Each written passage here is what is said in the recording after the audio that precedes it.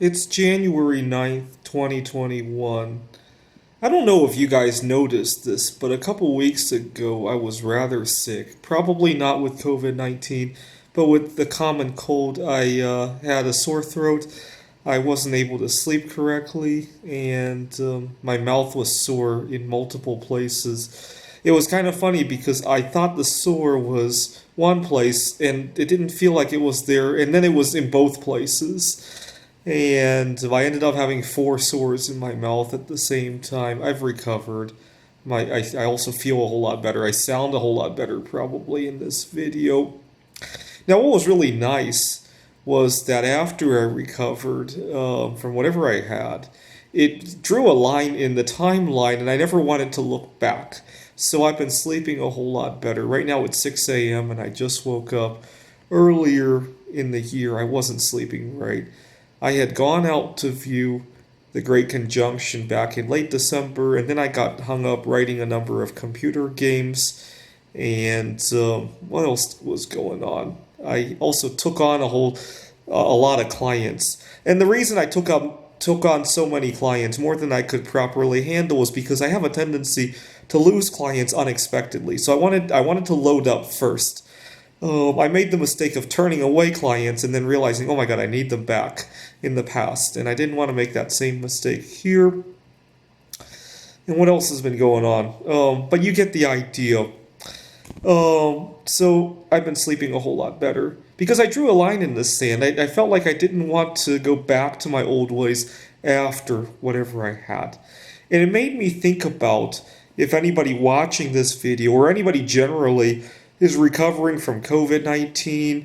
If they're recovering from some of the economic fallout from COVID 19, maybe they're taking on a new job.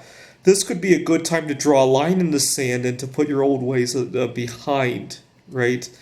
I used to have major compulsive eating disorders, and the problem is that I kind of got away with it. I never became seriously overweight from eating so much. You got to understand, about a year ago now, I was eating close to 6,000, 7,000 calories a day, and I never became overweight as a result of doing that. Now, that's a big problem. You might ask, why is that a problem? The problem is that not all of your compulsive eating problems are going to physically manifest, right? Some of them are going to be social problems. So, to give you an idea, sometimes I'm running late for work, I have a food craving, and I'm thinking about going to the store to get the item that I'm craving. And I think, oh, it's just be a 5 minute trip to, when I was living in Seattle, we have a grocery store called QFC. And I go to the QFC thinking it's on the way to work. And wouldn't you know it, they're out of my favorite foods. And I'm driving 5 miles away to another QFC to look for that food item.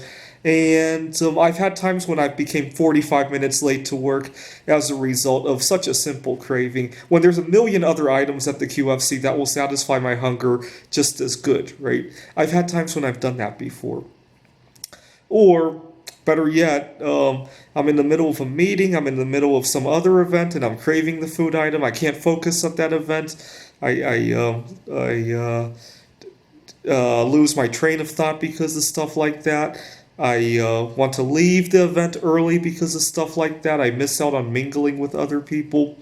One of my resolutions in 2021 is to get over my fear of loud noises and be able to go to events. I have a tendency to not mingle with others as much as I can. Let's face it, I work in an environment where it's important to mingle with others. A lot of people, I hate to say it this way, but a lot of people just mingle their way to the top. Not necessarily. They have to know what they're doing, but they're not necessarily the best person for the job, right? I need to get better at that. But part of the challenge of mingling with others during some of these events was because I had food cravings, right? It wasn't necessarily the loud noises that were driving me crazy. I was already having food cravings, wanting to get out of there, and the loud noises just put me over the edge, right? I find without the food cravings that those loud noises are a lot easier to handle. So anyways, I want to put that behind me now that I've gotten ill and recovered from it. I rarely get as sick as I did a couple weeks ago, probably because I was overworking myself.